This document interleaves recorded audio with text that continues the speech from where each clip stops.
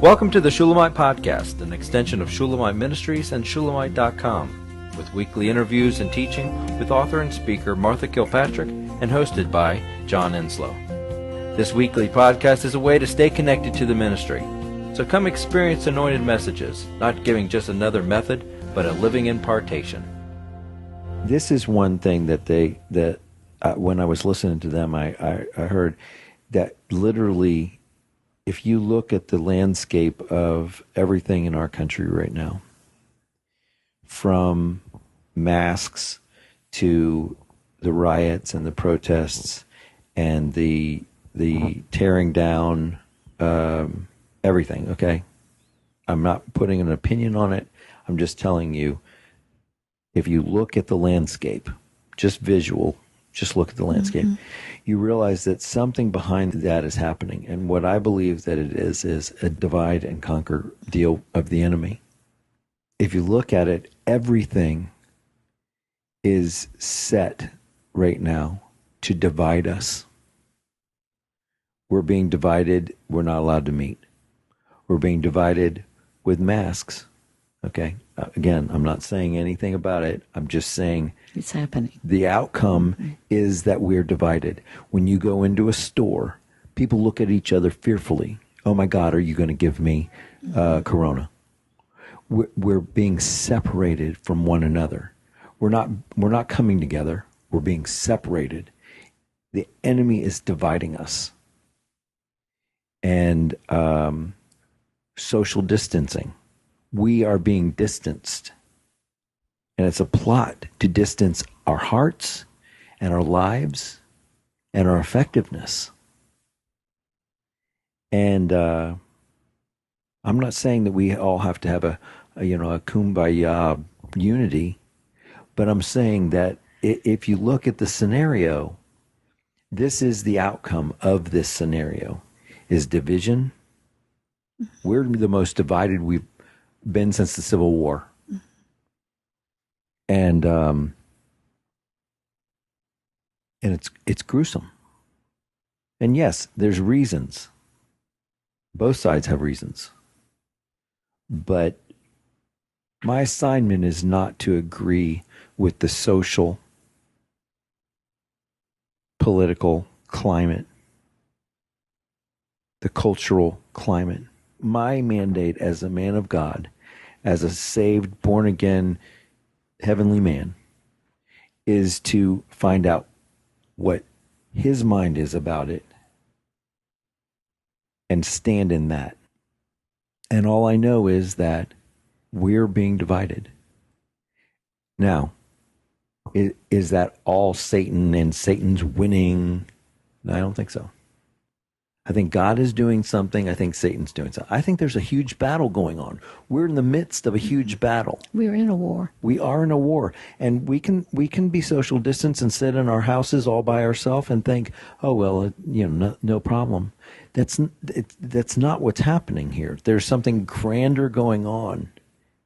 And Lance said one other thing. He said, forgiveness is the prerequisite to dismantle what hell is up to. Wow. Okay, and then he talks about 2 Corinthians, especially 10 and 11, which says, now whom you forgive anything, I also forgive. If indeed I have forgiven anything, I have forgiven that one for your sake in the presence of Christ, lest Satan should take advantage of us, for we are not ignorant of his devices. And see, the whole scenario is bringing division. All that's going on is bringing division and bitterness, and forgiveness is the only deal. Forgiveness. And that's what will, and I mean, talk about, if you're looking for racial issues, talk about a slave owner and a slave family. I mean, that's, and for them to sit down at the table, for and them to be friends and that's love the Lord together. No, that's huge. It is. And they had to work through forgiveness. Once they discovered it, they did have to sit down and spend time. I can't imagine them not. Yeah. It would be something that would be in their genetics, in their heritage in their generational curses, you know, and they would have to deal with that. And so their forgiveness is bringing the unity and the kingdom in. And Satan is involved and is taking advantage of this scenario so that we aren't forgiving, but that we're resisting, that we're doing revenge rather than forgiveness. And that's tragic to me because it's further separation. Everything. I'm telling you, I drive through this world and I look at everything that's going on and I say, we're just being separated. And years ago, I saw that the world was being cut in half. I mean, Yes, you did. the United States, it was being polarized, being split in half, but never did I see it going here, ever. The first times I wore a mask in a store, I realized that I was smiling at people, but they couldn't tell it. And I don't know if they were smiling at me, but then I realized that was an incredible separation from humanity. Just not. No, you're just a set of eyes. There's no personality. There's no person there. There's a mask. Right. And there's nobody identifiable. No. And it's a whole different world when that is the case. And you know, I can't say that I haven't, when I don't have to wear one, I don't, kind of deal. If I have to go into your store, I will. But if I don't have to, I witness how people respond. I go through and I'm smiling. I'm smiling at people, and I'm looking at people, and it's like giving water to wilted plants and flowers. They respond, especially the elderly, because a lot of the elderly people already feel alone. And many are. Exactly. And here's another scenario that pushes them deeper into aloneness. So I'm throwing this up. I'm not making any declarations, even though it sounds like I am. And I probably am, but I'm not But you are praying. I am. I know that you are praying. I am praying. And we're going to be meeting together as the Lord guides. And I hope there will spring up small prayer groups all over that will plead the blood over this nation. Well, what I'm really doing is I'm listening. I'm walking and listening, and I'm trying to see what He's saying, what He wants to say to me and through me. And I've told Him, I've been real honest with Him. I said, Dad, this scares me. This scenario scares me. I don't like this.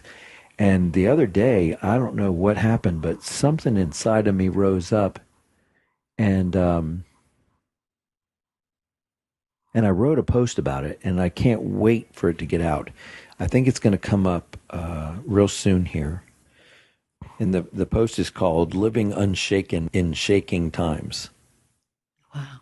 And I cannot wait to get this thing out, because I had a revelation of how I can live unshaken in shaky times. And that's key, and that's crucial, absolutely crucial. And I know the secret. He gave me the secret of how to do it. And I'm gonna put it up on the blog. Maybe we'll do a podcast about it. But I cannot wait, because I was looking for an answer. I was saying, you can't leave me as my shepherd. You can't leave me in the midst of this. I'm surrendered to you. I'm submitted to you. I'm listening to you, and you're my shepherd, and I'm your sheep. And you've got to direct me. You've got to be my shepherd.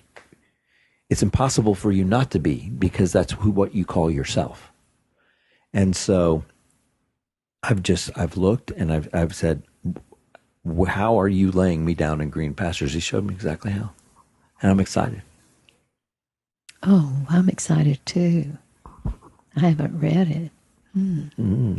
Maybe after we turn this off, I'll let you read it and you can see what you think. Then I'll sneak back and tell it.